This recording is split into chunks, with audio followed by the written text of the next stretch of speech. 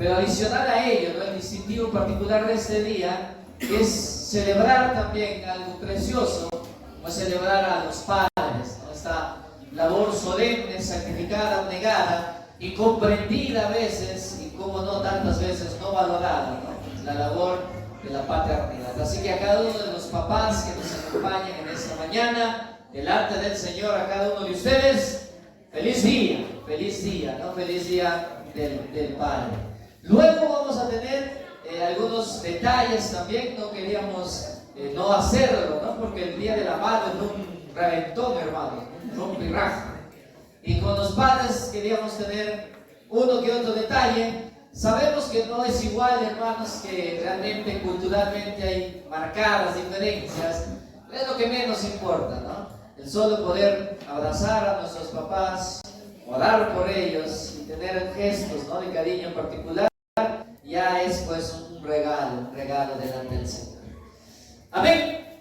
Muy bien, pero antes de ello, de lo que nos va a significar, reitero, ¿no?, todo este espacio particular de honra a nuestros padres, queríamos también tener un momento, ¿no?, importante, que es el centro de nuestra liturgia, un tiempo de poder estudiar la palabra de nuestro Señor. Así que vamos a ingresar ahora a eso, a ese espacio más importante, ¿no?, que cualquier otra cosa, de aquello que hacemos dentro de la iglesia, que es poder estudiar la palabra de nuestro Señor. Pero antes, mientras usted va ubicando el libro y el pasaje, usted sabe ya dónde estamos, qué es lo que estudiamos cada domingo. Quería saludar, ¿no?, de manera especial a algunos de los hermanos, personas, ¿no?, que nos acompañan. Saludar, por ejemplo, a la familia, ¿no?, de nuestro hermano Anthony Santillán, ¿no? Anthony Go. Muy bien. Que ha venido, ¿no? Está toda su familia ahí. Le vamos a recibir con fuertes palmas a ellos, por favor. Están sus abuelas, sus primos, hermanos, mamá también, su mamita también presente. Y están ellos presentes porque hoy va a ser un día especial para Anthony, hermanos, ¿no? Hoy vamos a bautizar a nuestro hermano Anthony, ¿no? Así que realmente nos gozamos. Luego vamos a estar orando también por él en este paso tan trascendental en su vida como lo es su bautismo, ¿no? Está medio anublado, Anthony, va a estar haciendo frío, pero igual te bautizamos. Nada impide hoy que te bauticemos, ¿no? Luego voy a estar dando algunos detalles de a dónde nos vamos a trasladar, y como anuncié, ¿no?, era un evento súper excepcional porque tuvimos que planificarlo, ¿no?, de última hora. A los que nos puedan acompañar, amén, ¿no? Y si no pueden, no se preocupen, ¿no? También en espíritu va a estar con nosotros seguramente en ese tiempo. Eso es uno. Saludar también, está una de las hermanas, ¿no?, nuestro hermano Daniel también acompañándonos, hija de nuestro hermano Noel. Reina, tu nombre se me va, soy terrible en los nombres. Nuestra hermana Jacinta, ¿no? Así que le damos fuertes palmas también a Jacinta, que nos está acompañando esta mañana, y acompañando a su papá, ¿no? Y qué alegría. A su hermano, ¿no? Nuestro hermano Noel. Ya llegará seguramente Daniel en algún momento y van a estar juntándose en algunos de la familia. Pero hoy también es un día sumamente especial, hermanos, ¿no? Realmente especial para uno de los jóvenes de la iglesia, porque hoy está de cumpleaños, ¿no? Y es nuestro hermano Jack, ¿no? Nuestro hermano Jack Malky. Le damos fuertes palmas a él. Más piña, hermanos, ¿no? Justo día del padre cae su cumpleaños. Y está con nosotros acompañándonos, y seguramente lo vamos a abrazar luego. 15 años, ya dijo, 15 años de vida, ¿no? ¡Wow! Imagínense, los que tenemos más de 30, ¿no? Ya ni nos acordábamos cómo éramos de 15 años. Pero qué alegría tenerlo allá con nosotros, ¿no?, en medio de este día tan especial. Muy bien, luego seguramente algunas cosas iremos tomando en mención también para hacerlo presente, pero por el momento, ¿no?, alcanzar el saludo de las personas que acabo de presentar. Muy bien, dicho eso, ahora sí a lo nuestro, hermanos, ¿no? Vamos a tomar aquí el cronómetro para tener también el debido cuidado del tiempo, y vamos a dirigir nuestras miradas a la primera carta de Pablo a a la iglesia de Corinto. Así que saque su Biblia, por favor, y acompáñeme a Primera de Corintios, que es el libro que estamos, reitero, estudiando semana a semana, los días domingos. Así que, por favor, abra ahí su Biblia en Primera de Corintios y diríjase de manera puntual al capítulo 5 de Primera de Corintios. Primera de Corintios, capítulo 5. Y hoy vamos a estudiar dos versículos, ¿no? Vamos a intentar estudiar dos versículos. El versículo 6 y el versículo 7. Primera de Corintios, capítulo 5, versículos 6 y 7. Y vamos a mirar varios detalles interesantes hoy. Así que, como nunca, hoy le invito, ¿no?, a tener ahí delante de su mirada su Biblia, pero también su cuaderno y su lapicero, para ir tomando nota, reitero, de varios aspectos, ¿no?, que hoy vamos a estar mirando de forma particular en los versículos que vamos a estudiar.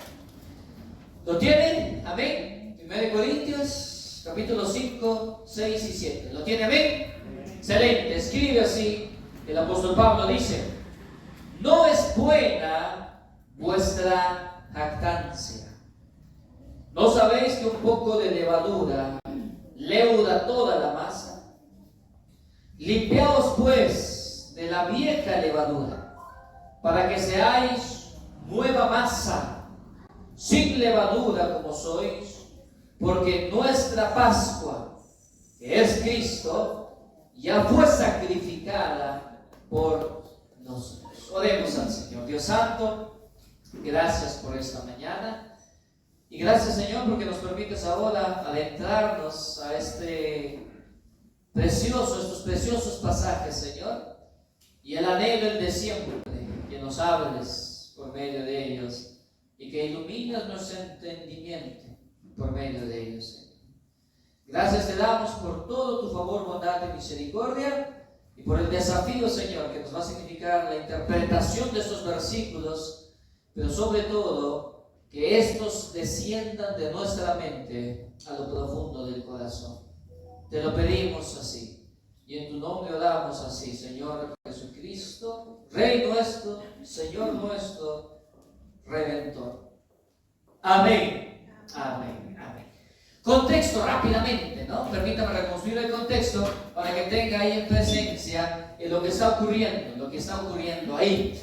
El capítulo 5 de 1 Corintios es un capítulo confrontativo, porque Pablo ingresa a partir del 5 a la confrontación, valga la redundancia, de aspectos muy puntuales, conductas muy puntuales que dentro de esta iglesia venían dándose, que eran conductas de pecado, actitudes erradas, y que el apóstol Pablo empieza a confrontar, reitero, a partir del capítulo 5.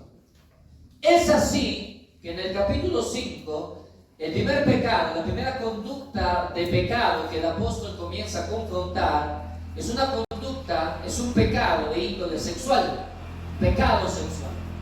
Terrible, realmente terrible, porque era un hombre que dentro de la iglesia, formando parte de la iglesia, participando de manera activa como miembro de la iglesia, estaba viviendo en una relación de incesto. Él estaba viviendo con la mujer de su padre, su madrastra. Un acto terrible, ¿no?, difícil de creer, y tan grosso en su transgresión que incluso la gente de afuera de la iglesia, es decir, los gentiles, habían quedado escandalizados. Así que eso Pablo comienza a confrontar, un terrible pecado de inmoralidad sexual.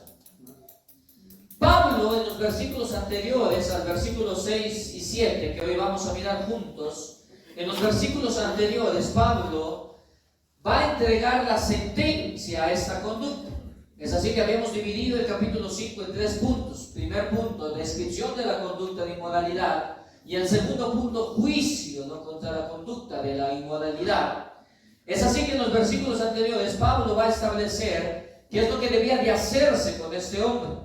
Es así que en el versículo 5 dice: el tal se ha entregado a Satanás para destrucción de la carne, a fin de que el espíritu sea salvo en el día del Señor Jesús. La sentencia que el apóstol entrega y el castigo que debería de entregarse a ese hombre era ese. Ese hombre debe de ser entregado a Satanás. La expresión es dura, ¿no? Y hasta levanta cierto temor, ¿no?, en el corazón. Entregarlo a Satanás, Pablo, no es algo demasiado severo. Pablo no es realmente algo misericordioso, una conducta así. Y lo cierto es que no, hermanos, ¿no? Que habíamos visto la semana pasada, el acto de entregar a alguien a Satanás es sinónimo de tener a alguien por gentil y publicano, y que ambas cosas son sinónimos del castigo, de la medida de corrección que se conoce como la excomulgación. Es decir, apartar a tal persona de la comunión de la iglesia, apartarlo de la membresía, de la congregación de la iglesia. ¿Se entienden? Cosa severa, por supuesto, porque había precisado la última semana que a la luz de la Escritura existen únicamente dos reinos o dos espacios en los que el corazón de un hombre puede hallarse. Está el reino de Dios a través del Evangelio de Cristo y la rendición a ese Evangelio de lo profundo de nuestro corazón, y por otro lado está el reino de este mundo o de este siglo, que es un reino de pecado, de perversión, de degradación, de injusticia, de inmoralidad, de mentira y todo aquello que usted podría colocar ahí. Y que mientras que en el reino de Dios tenemos a Dios como aquel que lo preside y lo gobierna, en el reino de este mundo Dios ha constituido y ha entregado también a aquel que se constituye o que es, ¿no?, en este reino su príncipe, ¿no? Y ese es Satanás. Así que tenemos dos reinos, ¿no? El reino de Dios y el reino de Satanás por delegación. Cuando se entrega a alguien a Satanás, cuando se excomulga a alguien, o se llega a este cuarto nivel de disciplina, que es tener a alguien por gentil y publicano, lo que sencillamente se está haciendo es declarar que esta persona es quitada del reino de Dios a través de la iglesia y es devuelto, ¿no?, por usar un término, al reino anterior, ¿no?, a su entrega a Cristo, que es el reino de este mundo. Ahora, es un acto simbólico, sí, un llamado de atención a la conciencia, sí. Eso indica que ha perdido su salvación de ninguna manera. Si esta persona realmente ha creído en Cristo y realmente salva y realmente ha rendido al Señor su corazón, esta persona va a quebrarse, ¿no?, delante de Dios. Porque va a mirar la iglesia y va a entender que ya no pertenece a la iglesia en ese momento, que ha sido apartada de ella, y realmente va a llamar a conciencia, ¿no?, su corazón. Así que es un castigo severo, es un castigo duro, es un castigo realmente grande en dimensión, sí, pero que tiene este propósito. Versículo 5 dice: para destrucción de la carne, a fin de que el espíritu sea salvo en el día del Señor Jesús. O sea, el propósito sigue siendo eso, ¿no? Que este hombre pueda salvar su alma, ¿no? Que este hombre pueda rescatar su alma de condenación. Y se ha llegado a esa medida extrema de apartarlo de la congregación, con el propósito de que pueda ser llamado su corazón consciente. Fuerte, fuerte, fuerte, en verdad. Pero al final, ¿no?, si usted tiene mediana sensatez en su alma, ¿no?, de la fe en Cristo, se va a entender que al final no hay nada que importe más que salvar nuestra alma, hermanos, ¿no? Que todo lo demás realmente es muy relativo, ¿no?, frente a eso. Que al final del día, lo que más importa, o lo que más trascendencia tendrá, es salvar nuestras almas, salvar nuestras almas. Y con ello, con la terrible medida que acaba de dar el apóstol Pablo, que se ha apartado este hombre de la congregación, que se ha entregado a Satanás, para que Satanás aflija su cuerpo, toque su cuerpo, porque Satanás puede hacer eso cuando Dios así lo permite, y aplaste su cuerpo, y siendo aplastado en su cuerpo, pueda tal vez ahí quebrar su alma en la miseria de darse cuenta de lo frágil y débil que es. Después de haber entregado semejante medida, el apóstol Pablo, a partir del versículo 5, va a ingresar al tercer punto, ¿no?, en el que hemos dividido esta sección. Tercer punto: el sustento doctrinal del juicio emitido. Sustento doctrinal del juicio emitido.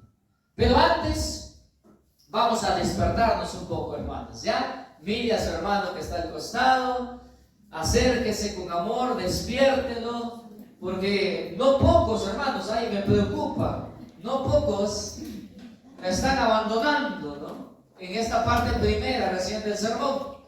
Así que vamos a abrir los ojos. Amén, hermanos. Porque yo sé que a esta hora, domingo, da ganas, ¿no?, de estar tirado en la cama, descansando.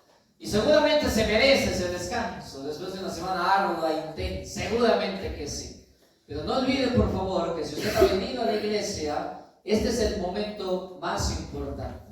Y si tal vez no lo vuelva a ver en años o en meses, yo quiero que este tiempo sea un tiempo en el que Dios hable a su corazón. Y que realmente entienda que Dios lo ha traído. Y que cada vez que usted se siente en esa silla, es porque Dios aún tiene algo con usted. Y porque su misericordia aún no ha terminado. Usted no ha sido consumido aún. Así que ahí, por favor, ayúdenme, ¿no? Préstenme unos minutos de su atención. Amén. ¿Me va a prestar? Prestado nomás le estoy pidiendo, hermanos. Prestadito nomás. Versículo 6. ¿Cuál es el tercer punto que ha puesto ahí? Sustento doctrinal del juicio emitido.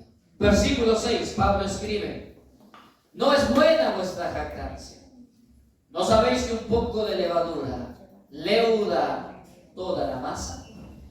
Aquí el apóstol Pablo, como indica el título del tercer punto, va a ingresar al desarrollo, a la mención de las consideraciones, de las razones que él tuvo en lo profundo de su corazón para entregar tan severo castigo. Porque no olviden, una correcta disciplina siempre tiene un propósito. Una correcta disciplina siempre tiene un para qué, pero también un por qué. Pablo va a presentar aquí el porqué de la medida que está tomando, el porqué de la severidad del castigo, ¿no?, que está entregando. Pero él comienza el versículo, y este es el tercer punto, de la siguiente manera. Él comienza diciendo: no es buena vuestra jactancia. Y con ello, por un instante, Pablo nos retrocede algunos versículos y nos recuerda lo que había sido el proceder de esta iglesia frente al terrible pecado. Un hombre estaba viviendo en incesto. Toda la iglesia lo sabía. Todos los hermanos habían tomado conocimiento de ellos. ¿Y cuál había sido la reacción en sus corazones? Habían llorado por eso, se habían lamentado por eso, se habían rasgado las vestiduras en señal de arrepentimiento frente a tal pecado. Usted sabe que la respuesta es no.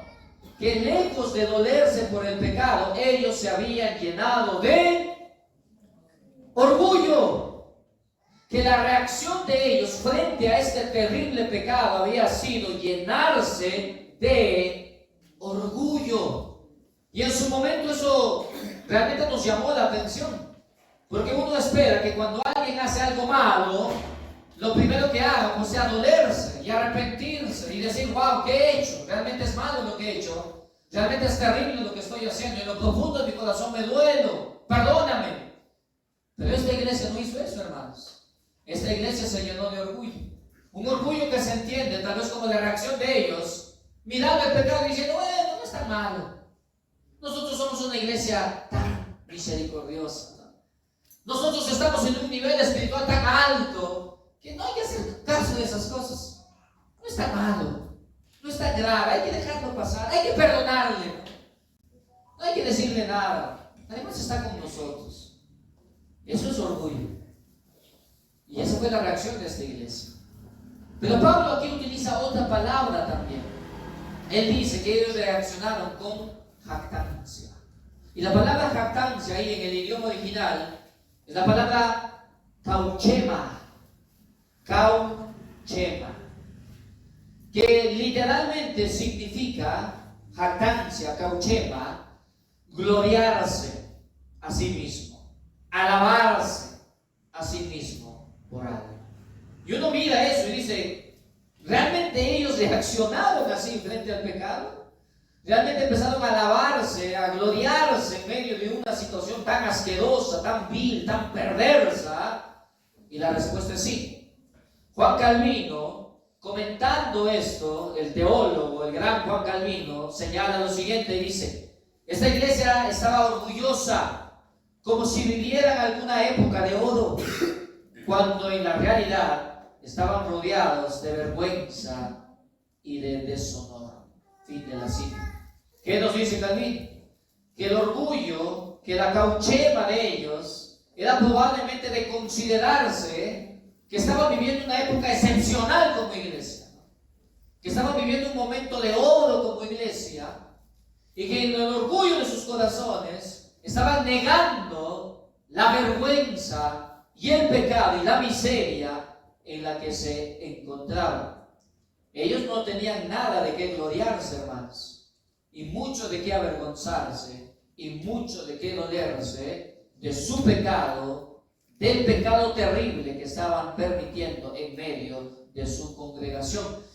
Y aquí es bueno recordar eso, hermanos, que uno de los indicadores más visibles de que tu corazón está endurecido y de que realmente tu corazón está lejos de Dios y de que realmente tu corazón está frío como nunca, es la reacción que tienes frente al pecado.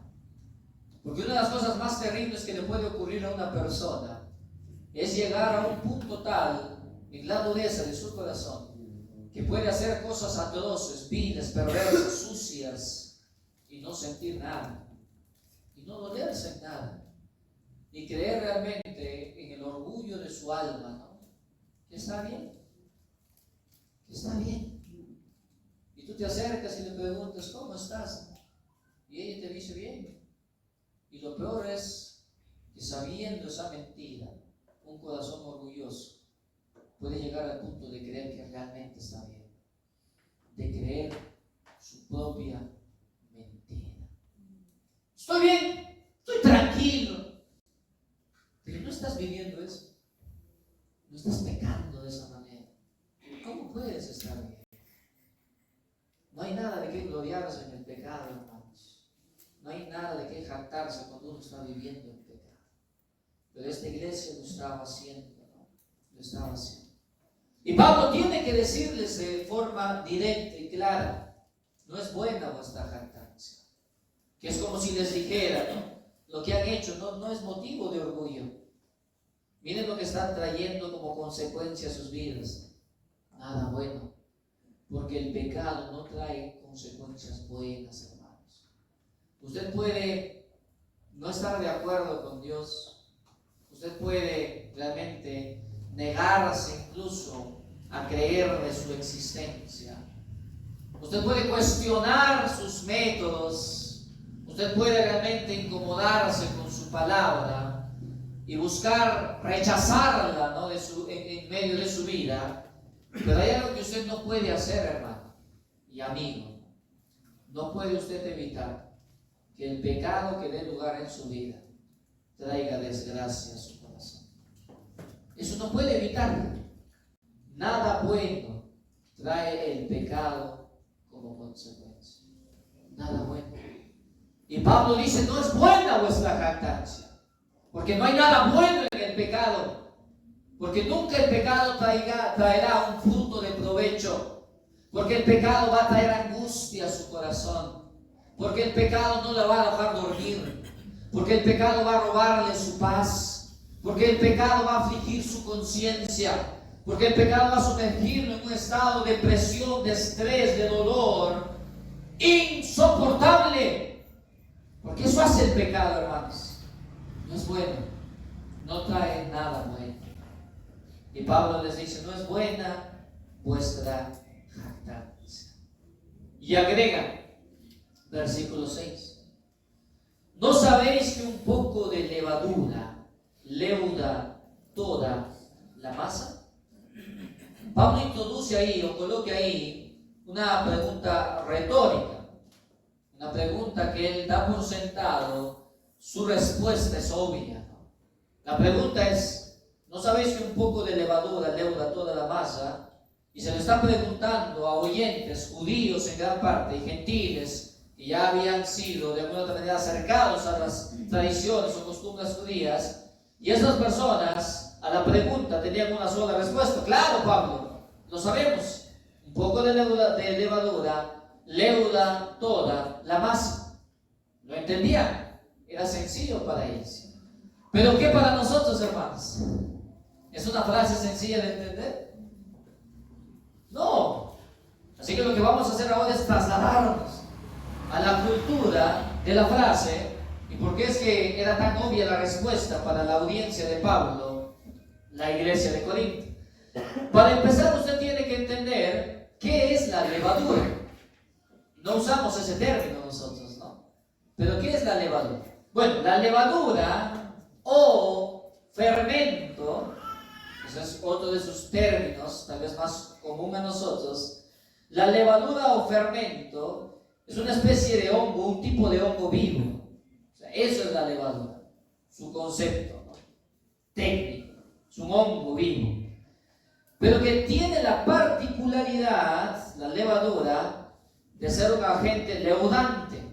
¿Y qué es leudar? ¿Qué es leudante? Pues la facultad, la propiedad de fermentar. Y ahí su mente ya va entendiendo un poco mejor, ¿no? ¿Qué es fermentar algo? Casi eso, ¿no? Así que usted hace su chicha de jora, ¿no? Y la toma ese momento y le parece no tan rico, ¿no? ¿Necesita qué? Fermentarse. Así que, ¿qué hace usted con su chicha? ¿Lo tapa? O creo que no se lo tapa, ¿no? No sé muy bien. Se lo tapa, ¿no? Y se lo deja ¿dónde? En la intemperie, ¿no? En un lugar que va a hacer que se fermente. Bueno, la levadura es la sustancia que propicia eso, que algo se fermente. Y ahora, ¿qué es fermentar, hermanos? Interesante, ¿no? El término fermentar significa básicamente transformar. Así que cuando usted fermenta algo, lo que usted está buscando es que esa sustancia, con la actuación de la levadura, sufra una transformación. Así que toma usted después de una semana la chicha de jora, ¿y cómo se siente? Y te estoy haciendo antojar, ¿eh? Y hoy es el día del padre, ya tiene una idea de qué va a tomar. ¿Qué le ha pasado? ¿Qué le ha pasado? Muy bien, ¿qué siente ahora? ¿Cómo está? Un poco más ácida, ¿no? Tiene un picante, ¿no? ¿Y dónde está Daniel? Daniel, ¿dónde está Daniel? ¿Está por ahí? Porque Daniel hace una chicha de jora espectacular, hermano, ¿no? Y lo fermenta un año. O sea, toma esa chicha deliciosa. Eso es fermentar. Y la levadura es ese agente. Ahora, esto debe ser entendido, y vamos a ver un poco más, principalmente en una actividad que se hacía en aquella época y que se sigue haciendo ahora, en la fabricación de panes. Porque el fermento, la levadura, colocada en un pan, ¿qué hace?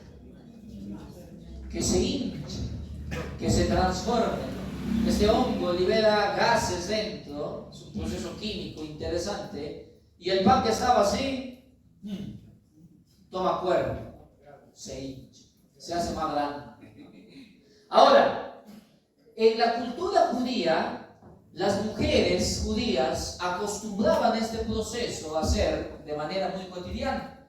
Ellas tomaban la masa, elaboraban la masa para hacer sus panes, y luego lo que hacían era tomar un pedazo de esta masa y lo dejaban afuera, en la intemperie. ¿Para qué? Para que alguna espora ahí del ambiente tomara y formara levadura. Así que esta masa que estaba afuera, ellos lo dejaban, ¿para qué? Para que tomando estas propiedades en la intemperie, se convirtiera la masa en sí en levadura, hermanos. De manera que la siguiente vez que ellos iban a hornear el pan, hacían su masa y luego tomaban la masa de afuera, y la mezclaban. De manera que cuando hornearan esa masa, ¿qué pasaba con los panes? Se hinchaban. Pero miren lo que hacían ellas, que de esta masa que ya había sido mezclada con la levadura, la masa fermentada, sacaban otro pedazo y lo dejaban afuera. Y así hacían vez tras vez, tras vez, tras vez. O sea, tenían una masa de levadura realmente muy, muy fermentada. Eso hacían las mujeres judías, y esto era algo que la iglesia de Corinto entendía de manera muy sencilla. ¿Por qué?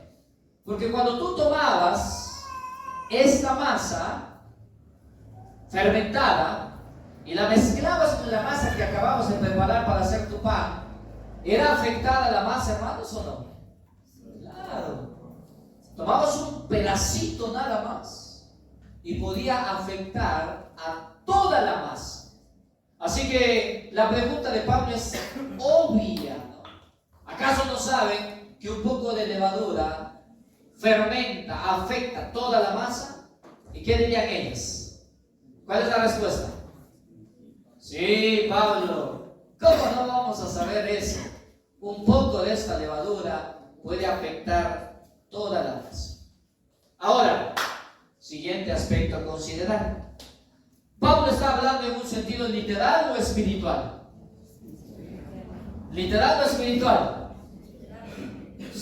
¿Seguros? Pablo está hablando, confrontando un pecado, y ahora dice, bueno, vamos a dejar eso a un lado y nos voy a dar algunos tips de cocina. ¿Literal o espiritual? Espiritual, hermanos. Pablo no le está dando un tip de cómo hacer pan.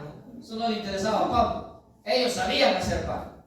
Aquí está hablando en un sentido espiritual.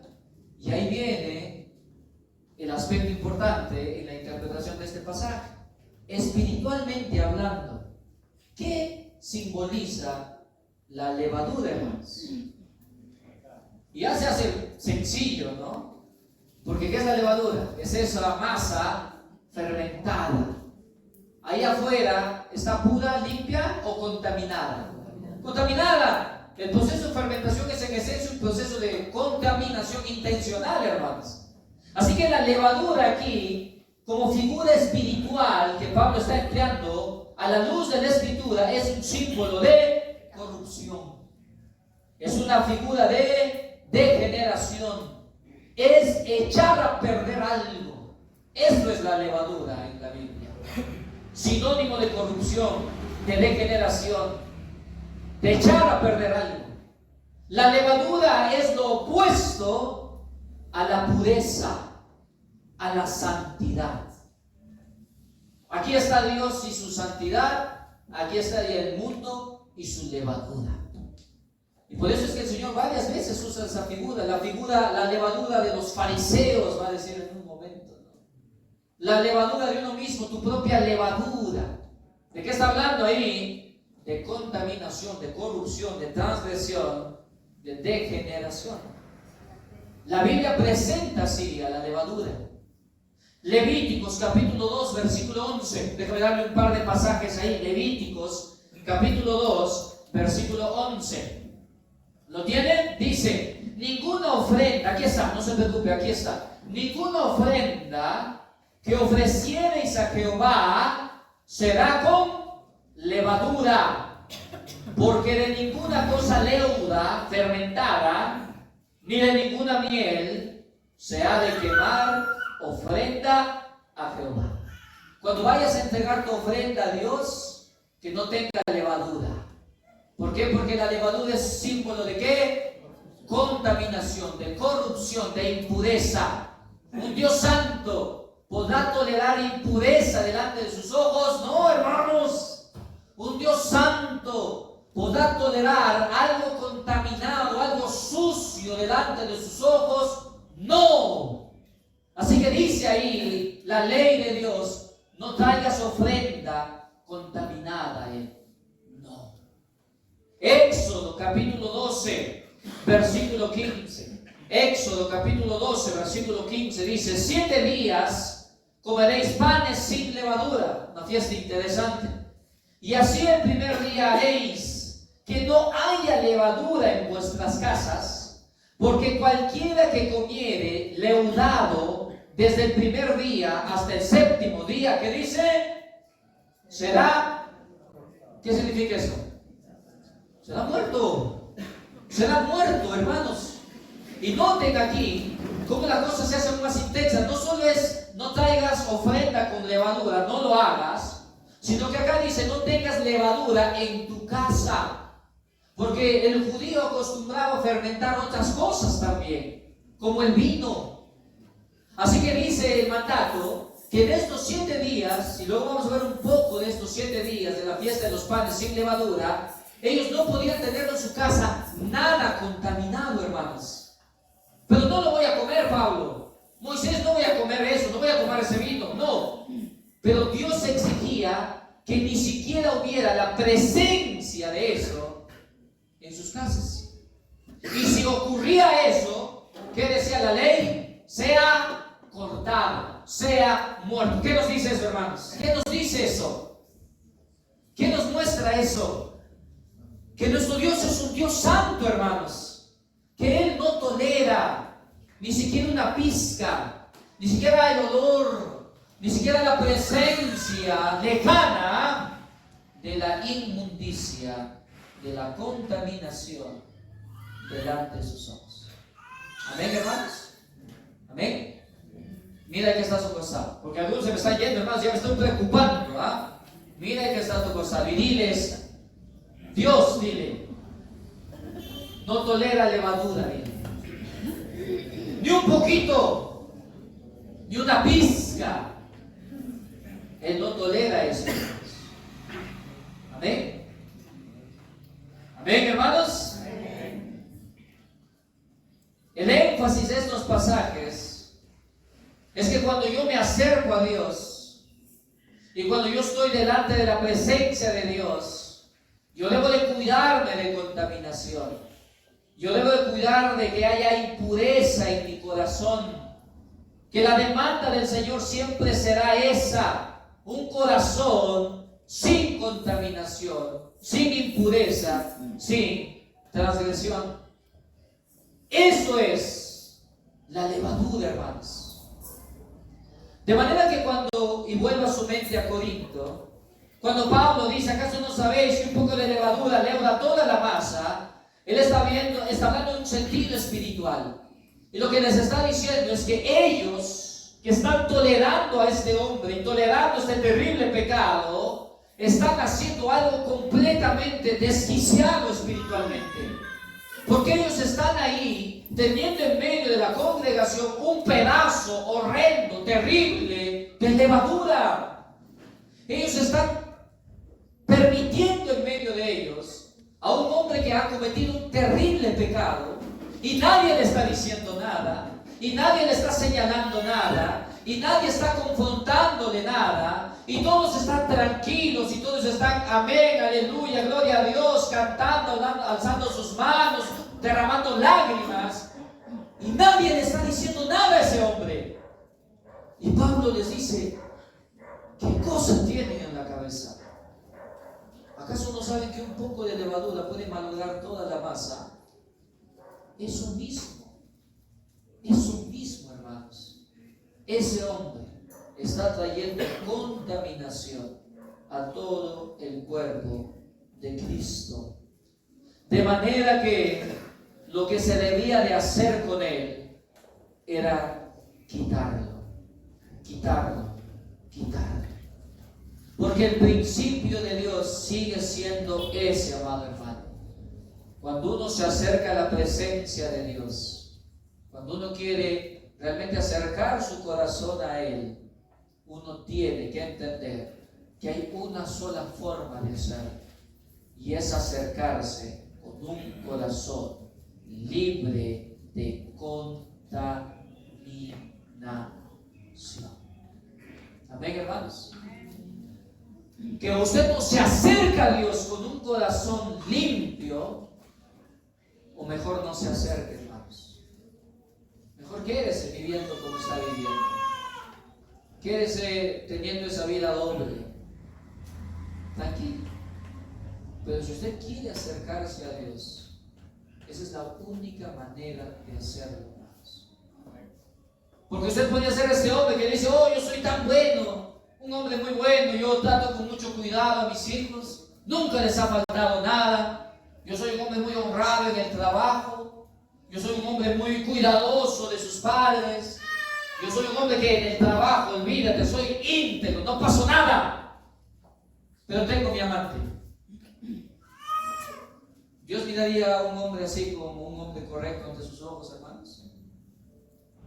Hago todo bien, solo tengo eso, tengo un amante.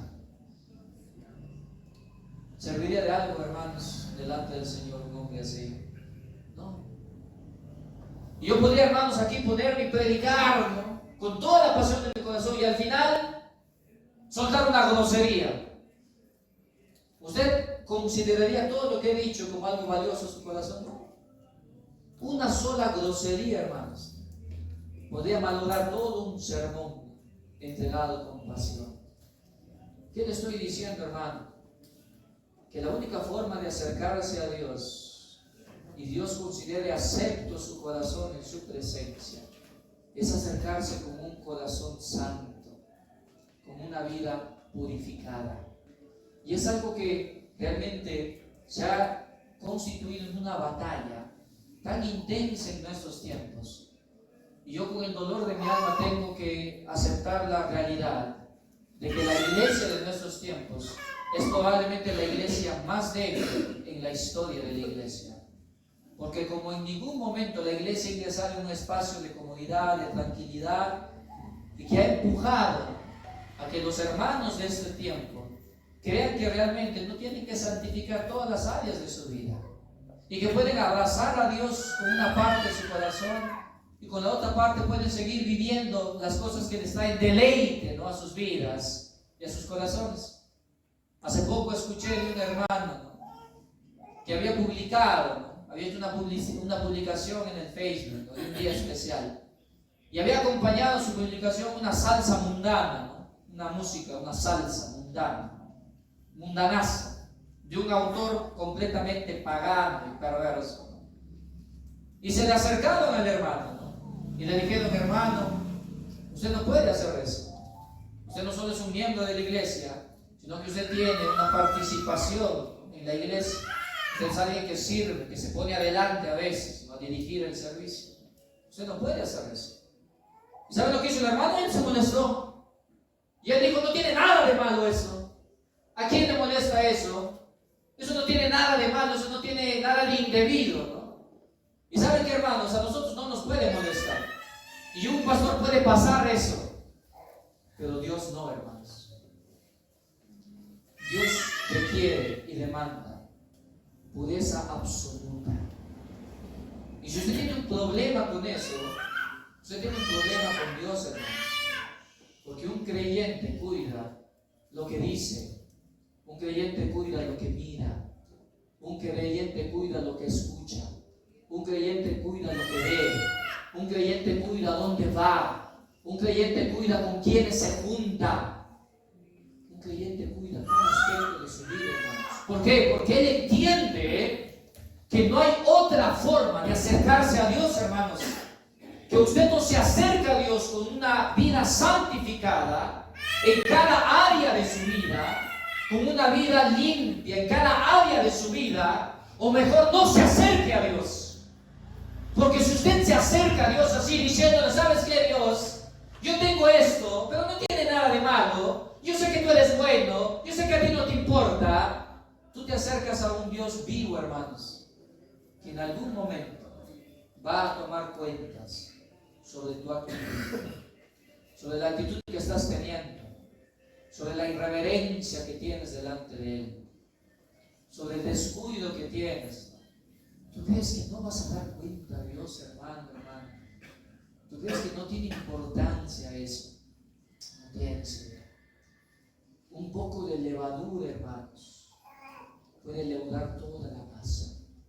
Y un solo pecado que usted contemple en su corazón y no ponga cuentas con Dios, ese pecado lo hace no acepto delante de sus ojos. Y esa es la desgracia que está viviendo nuestra iglesia, hermanos. Porque está llena de gente que cree que puede jugar en ambas canchas, que cree que puede vivir ambas realidades, que cree que puede recibir las bendiciones de Dios sin santificar su corazón delante de su presencia, que cree que puede exigirle a Dios amor, misericordia, cuidados, provisión, sin santificar cada área de su vida. Eso no sirve, hermanos. Eso delante del Señor no tiene fruto. Amén, hermanos. ¿Gusta escuchar eso, no? No gusta, hermanos. No nos gusta eso, porque a nosotros nos gusta creer que realmente Dios tolera las cosas que hacemos, que no son agradables a sus ojos. Y su esposo le puede tolerar, hermano. Sus hijos le pueden tolerar. Yo le puedo tolerar, soy hombre y débil. Pero Dios no, hermanos. Él exige que en la casa no haya levadura, para que su presencia pueda habitar en medio de ellos. Amén. Una casa con levadura, hermanos, es una casa donde Dios no entra. Es una casa donde Dios no vive. Amén, hermanos. Amén. Así que cuiden las cosas que escuchan en casa, hermanos. Cuiden las cosas que escuchan en casa. Cuiden las cosas que se ven en casa, hermanos. Cuiden las cosas que se hablan en casa. Cuiden de las personas que entran a su casa.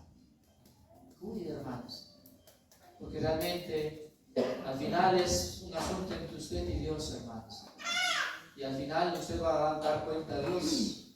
Y usted va a colocarse delante de sus ojos. Y va a entender el Dios de la Biblia, que es un Dios muy distante al que usted cree que tenemos. Es un Dios santo, que no tolera levadura en su presencia. Amén, hermanos.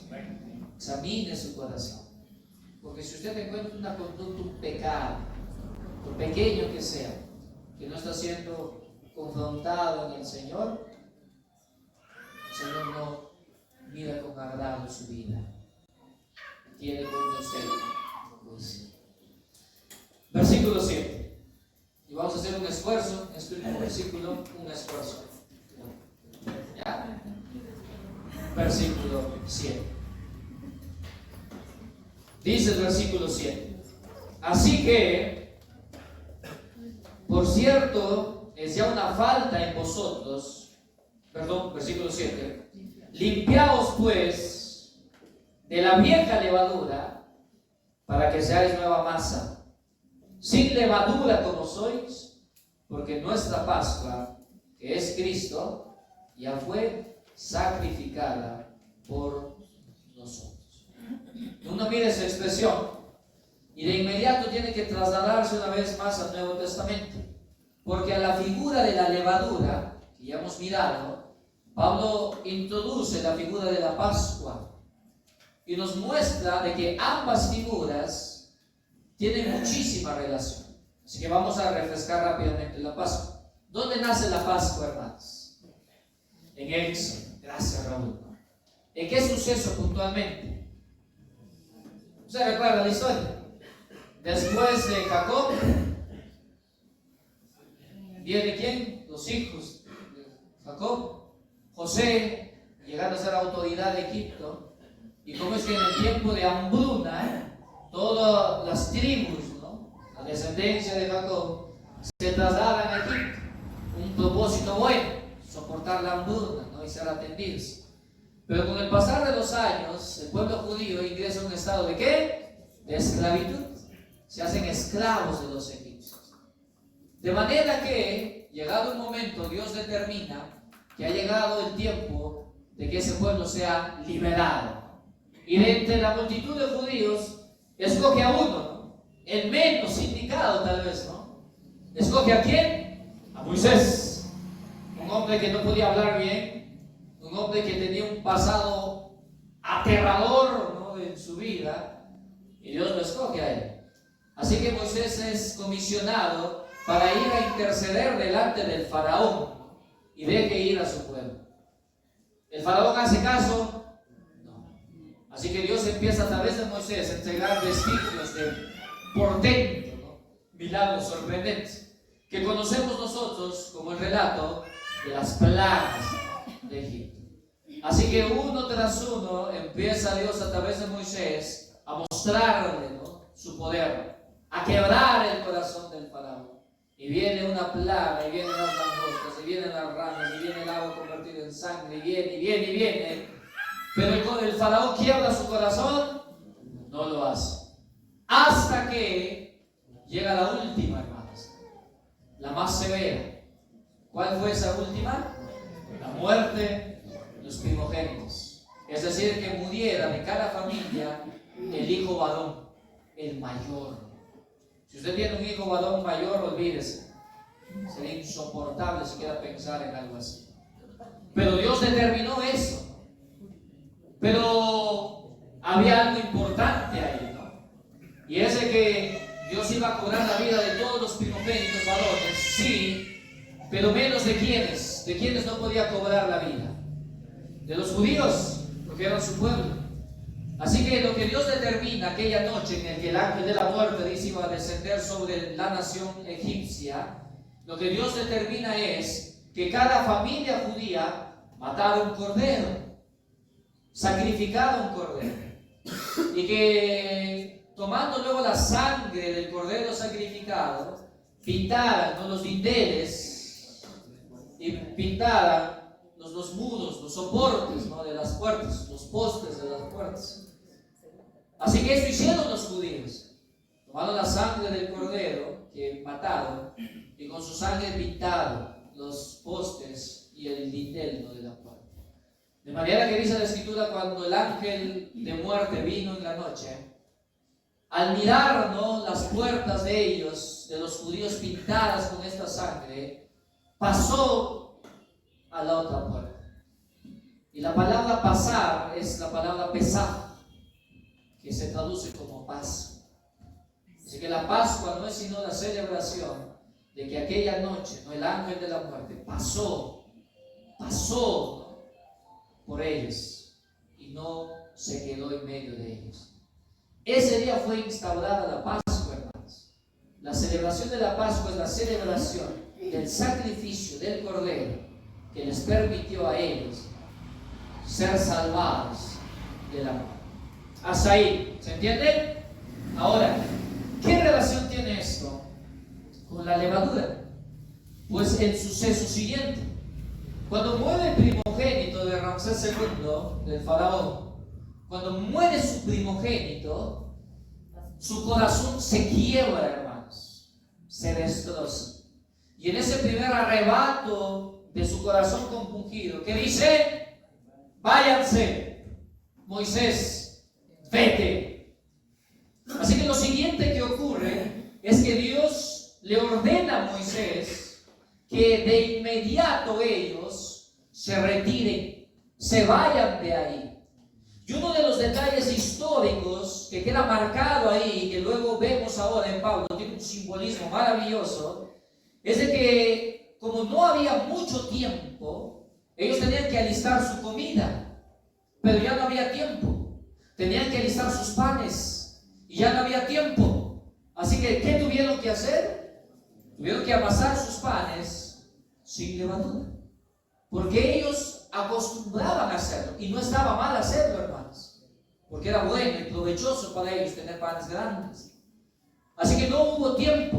Éxodo capítulo 12, versículo 39 dice, Éxodo capítulo 12, versículo 39 dice, y cocieron tortas sin levadura de la masa que habían sacado de Egipto, pues no había, que dice, leudado, no se fermentó, porque al echarlos fuera los egipcios, no habían tenido tiempo, que dice, ni para prepararse comida. De manera que lo siguiente que Dios instituye, después de la fiesta de la Pascua, esa celebración hermosa de matar el cordero, que luego empezaron a hacer los judíos noche tras noche, cada año, una vez al año, después de este suceso hermoso de la Pascua, Dios instaura otra celebración. Instaura la celebración de la fiesta de los panes sin levadura. Por 7 días Los judíos tenían que quitar de su casa toda levadura y tenían que hornear su pan, sí, pero tenían que hacerlo sin levadura. Y miren cómo es que Dios coloca esta fiesta inmediatamente después de la fiesta de las Pascuas. Y uno mira el suceso histórico y entiende que el propósito es tan sencillo, hermanos. Que el propósito de la fiesta de los panes sin levadura era que en ese recordar los 7 días, durante 7 días que ellos tuvieron que salir de Egipto y no tuvieron tiempo para hacerse pan con levadura, era recordar que lo que ocurrió aquel día no fue sencillamente un salir de un periodo de esclavitud, sino que ese instante, ese momento, fue un momento determinante en el cambio de sus vidas. Que recordar en esos 7 días de panes sin levadura era recordar cómo es que Dios en ese instante determinó sus vidas. Y que lo que miraban ellos anterior a eso era su vida pasada. Y que la vida que ahora el Señor les entregaba después de la Pascua era una nueva vida, un nuevo comienzo, un nuevo inicio, una nueva etapa, una nueva esperanza. ¿Se entiende, hermanos? De manera que la levadura no solo simboliza la contaminación y la corrupción, sino que la levadura simboliza para la vida del creyente una nueva vida en el Señor. Una nueva vida en la que ya nosotros, dice ahí 1 Corintios 5:7, somos una nueva masa. Antes éramos una masa con levadura. Antes era un pueblo que estaba esclavizado de los egipcios. Pero ahora somos una nueva masa. Somos, como diría Pablo en otro momento, una nueva criatura.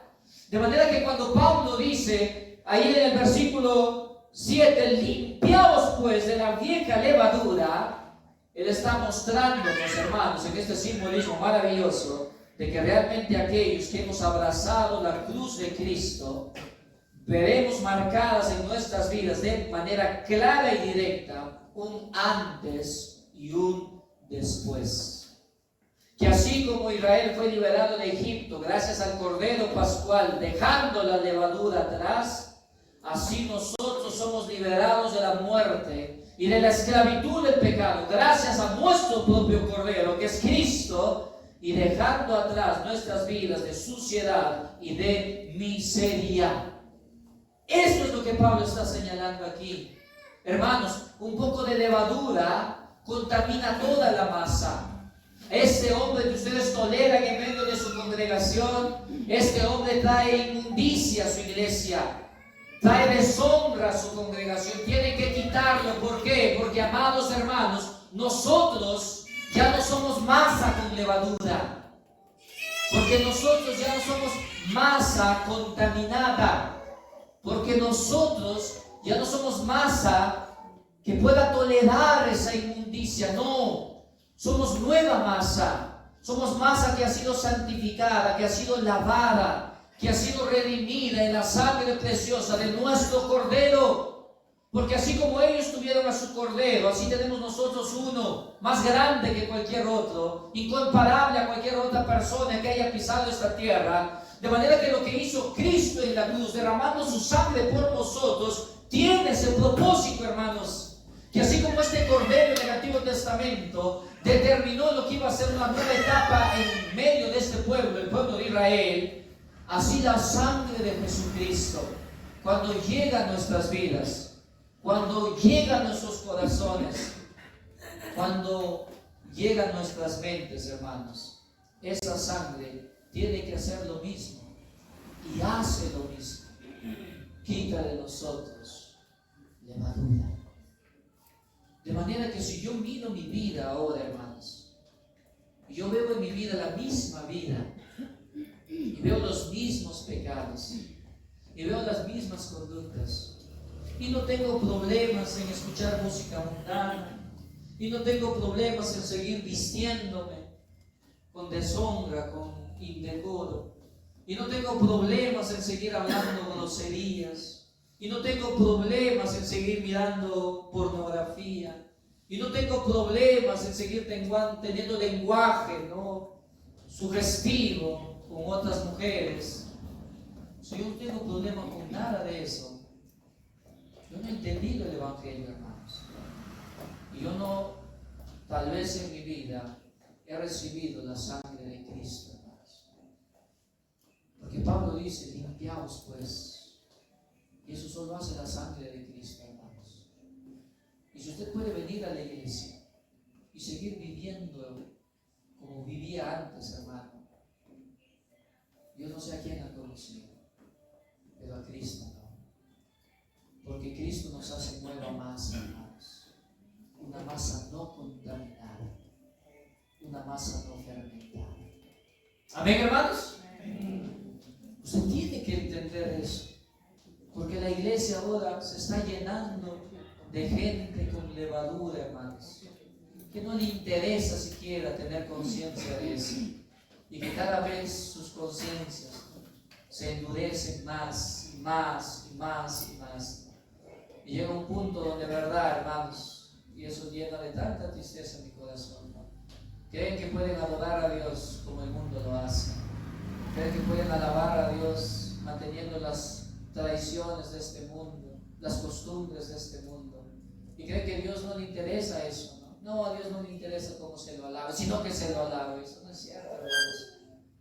Dios quiere que se lo alabe como Él instruye en su palabra, de la forma que Él establece, con pureza, con santidad, hermanos.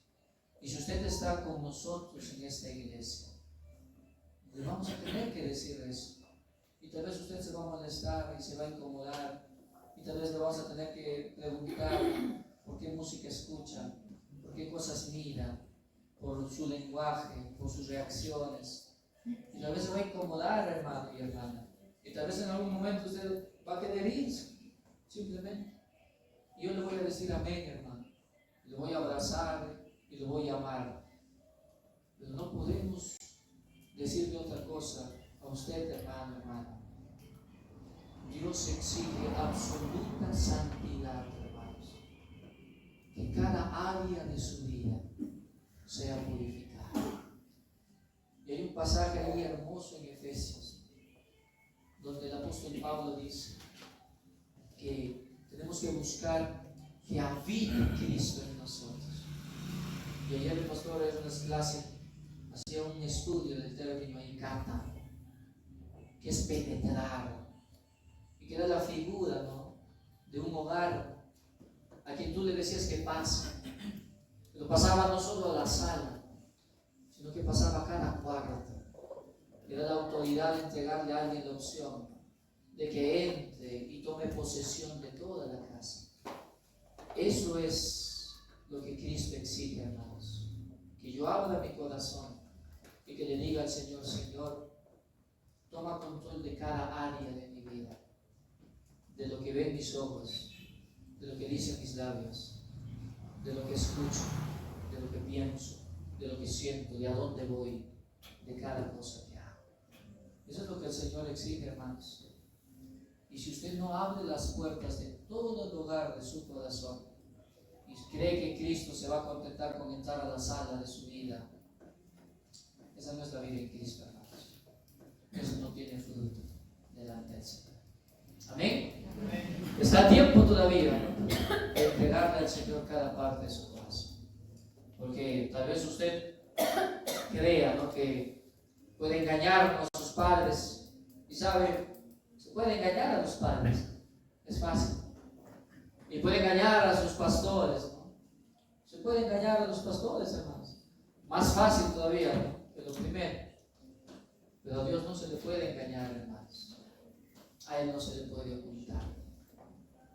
Y recuerdo, y con esto termino, como cuando era adolescente, ¿no?, a veces se nos condicionaban, ¿no?, ciertas cosas, pero teníamos que barrer.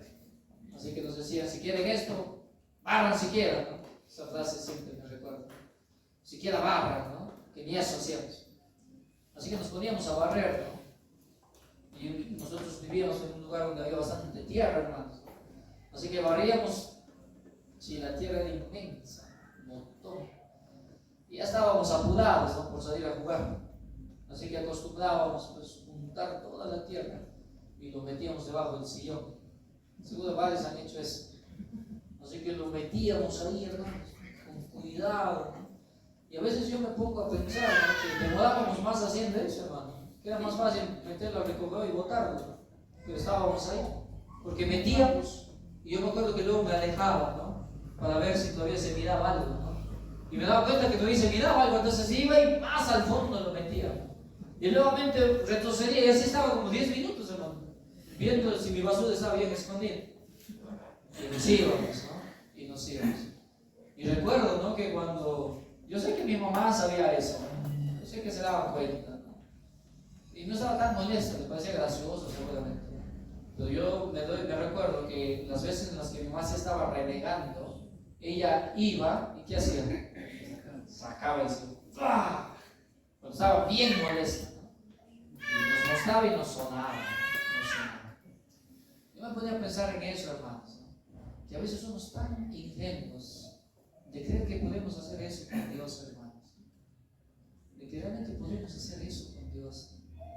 De que yo puedo vivir una vida doble. De que yo puedo ser muy santo a los ojos de la gente. Tan inmundo cuando estoy a solas. A veces creo que yo puedo esconderle a Dios esas cosas que estoy mirando. Esas cosas en las que estoy pensando. Realmente creo que yo puedo engañar a Dios, hermanos. Y no se puede hacer eso. Él conoce cada rincón de nuestras vidas. Y Él sabe cada cosa que hacemos. Y cada cosa que pensamos. Y hasta que nosotros no santifiquemos eso, hermanos, el Señor no va a hacer su obra en nuestras vidas. Amén, hermanos. Hasta que usted no saque la basura que ha escondida, el Señor no va a poder hacer la obra en su vida. Así que vamos a orar al Señor. Vamos. Dios santo, gracias te doy por tu amor, tu bondad, tu misericordia. Y Señor, realmente tú eres un Dios de misericordia. No podemos negar eso. Eres un Dios de amor. No podemos negar eso. Eres un Dios de bondad, Señor, ¿cómo no? Pero también eres un Dios de justicia, Señor. Y eres un Dios que en su omnisciencia ve cada cosa que hago y conoce cada aspecto de mi ser, Señor. Un Dios al que no le puedo ocultar la levadura de mi vida, Señor. Aquellas cosas que yo he permitido, aquellas cosas a las que yo he dado lugar en mi corazón. Y Señor, muchas veces en mi insensatez, yo puedo decir, no, Señor, no creo que tú le des tanta importancia a eso. O como tantas veces he escuchado, oh, no, Dios no es tan radical, Señor. Dios no es tan radical. Y Dios, qué torpe frase, Señor. Porque si tú no fueras radical, no hubieras traído a tu Hijo, Señor. Porque solo un Padre radical haría lo que tú hiciste, que fue enviar a su propio Hijo, puro, santo e inocente, para que fuera asesinado por sus más detestables enemigos. Solo un Dios radical haría eso, Señor. Y a veces nosotros no entendemos, Señor, que eso es lo mismo que tú exiges de nosotros, que tú quieres que la casa esté limpia de levadura. A veces pensamos, Señor, que yo puedo tener en casa cosas que a ti no te agradan y creer, Señor, que estoy bien y creer que tú estás ahí en medio de nosotros, Señor, cuando nunca quisiste eso, Padre. Cuando el mandato siempre fue: limpia en la casa, limpia tu corazón, que todo esté limpio, porque solo en un lugar limpio puedo habitar yo. Y muchas veces no hemos entendido eso, Señor, y seguimos sin entender eso, y seguimos contemplando en nuestras vidas, Señor, conductas que a ti no te agradan. Y sigo, Señor, escuchando música no cristiana, y sigo mirando contenido, Señor, perverso, sugestivo, y sigo hablando groserías, Señor, cada vez que me enojo, y sigo, Señor, mirando pornografía cada vez que estoy a solas, y sigo deseando, Señor, a mujeres en mi mente, cada vez que puedo. Y sigo mirando con lascivia a cada mujer que se cruza enfrente mío. Y sigo haciendo tantas cosas, Señor, creyendo que a ti no te importa eso. Creyendo que puedo vivir así, Señor, sin que nada pase. No puedo ser tan necio, Dios. Perdóname, Señor. Ayúdame a limpiar la levadura de mi corazón, Dios bendito. Y a entender que o limpio todo mi corazón o sencillamente lo dejo sucio, Señor. No hay un punto medio. No hay un medio de limpiar. No existe eso, Señor. Ayúdanos a entender. Y oramos así, con ese pedido en nuestro corazón. Señor Jesucristo. Amén. Amén. Amén, hermanos. Nos animo.